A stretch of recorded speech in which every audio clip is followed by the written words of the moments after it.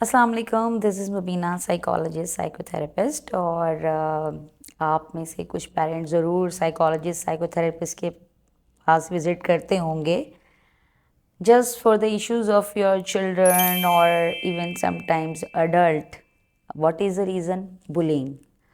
और बुलिंग की वजह से जब वेलबींग अफेक्ट होती है तो definitely you need to visit psychologist और साइकोथेरेपिस्ट, क्योंकि हम अपनी लाइफ को बेहतर बनाना चाहते हैं।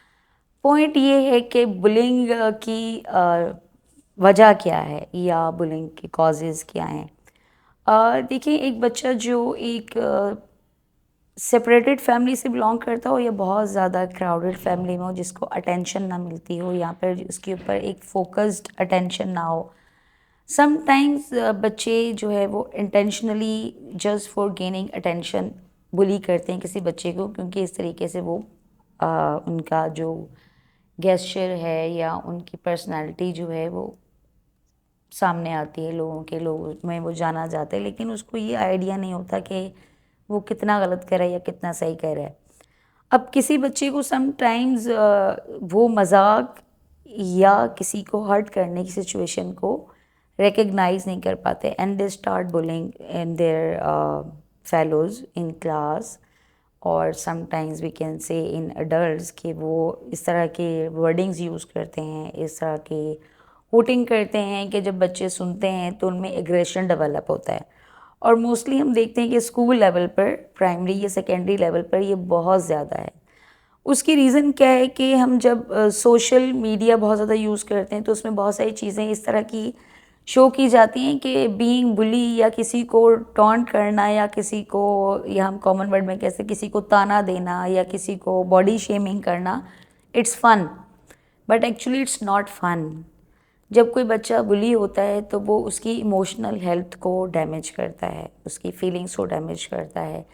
जब उसकी फीलिंग्स हर्ट होती हैं या तो वो क्वाइट हो जाता है या फिर उसका वो रिस्पॉन्स देता है, या तो वो हिट करेगा, रिस्पॉन्ड करेगा किसी तरीके से, और एज ए रिज़ल्ट क्या होगा कि एक कॉन्फ्लिक्ट डेवलप हो जाएगा स्टूडेंट्स में। एक उनका जो क्लास इन्वायरमेंट है वो डिस्टर्ब होगा, और फिर वो जो है एक सीक्वेंस चल पड़ता है कि टीचर से स्टूडेंट, स्टूडेंट से हायर अथॉरिटी। अब उसका एक छोटा सा रूट कॉज होता है कि व्हाट इज़ द रीज़न्स कि हम बुलिंग जब बच्चे करते हैं तो हम उसको रिज़ॉल्व कैसे करें, हम उसको स्टॉप कैसे करें। देखिए, आजकल के दौर में सोशल मीडिया इतना एडवांस है कि कोई भी बच्चा किसी भी तरीके की रिसोर्सेज को बहुत इजीली अचीव कर सकता है, गेन कर सकता है, कहीं भी देख सकता है। अब जब टीचर्स को टाइम नहीं मिलता, वो बच्चों को वो वाली, जो पुराने दौर में ऐसा होता था कि टीचर्स तरबियत दे रहे हैं, कोई बात समझा रहे हैं, 2 मिनट दे रहे हैं, 1 मिनट दे रहे हैं, अब वो वाली सिचुएशन नहीं होती। तो स्टूडेंट्स की well being it's important now days, it's necessary, it's essential element, क्योंकि हम इतने ज़्यादा वर्क में, पेरेंट्स वर्किंग है, दोनों वर्किंग है, उनके पास टाइम नहीं है। टीचर्स का एक टाइम शॉर्ट स्पेन जो है वो एक स्लॉटेड अलॉटेड टाइम है पीरियड का, जिसमें टीचर्स बच्चों को एक्स्ट्रा गाइडलाइंस नहीं दे सकते, बच्चा नहीं समझ सकता। इसी तरीके से स्कूल आवर्स इतने पैक्ड होते हैं, then students are going to other activities, they are going for tuitions and all that. So the student is mentally packed, jam packed, same with the parents.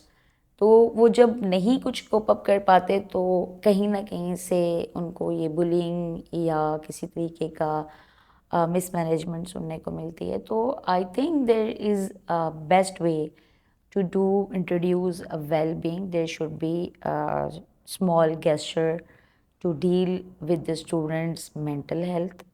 उनके लिए कोई ना कोई छोटी अच्छी बात होनी चाहिए, गाइडलाइन होनी चाहिए। अब वो घर वाले उसको डील करें, आइडियलाइज करें, एक अच्छी पर्सनैलिटी को डिस्कस करें, अच्छी स्टोरीज़। कभी sometimes school can arrange session for the students. School level पे सेशंस अरेंज होने चाहिए जिसमें बच्चों को गाइडलाइन दी जाए कि it's not a good activity, जिस because it's affecting their mental and emotional wellbeing. तो जब इमोशनल वेलबींग या आपकी एजुकेशनल स्टडीज़ का स्केड्यूल डिस्टर्ब होता है तो ऑब्वियसली आप सोशली इम्बैलेंस होते हैं और वो फिर आपके बिहेवियर में आ जाता है।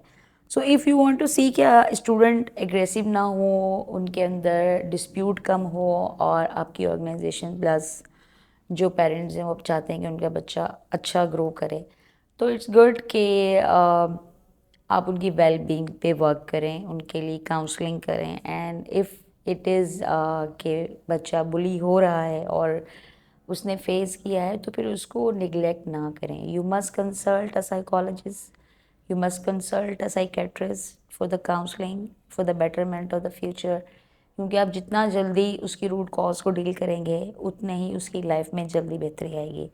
आई hope this is beneficial and good enough, and thank you so much. अल्लाह हाफिज़।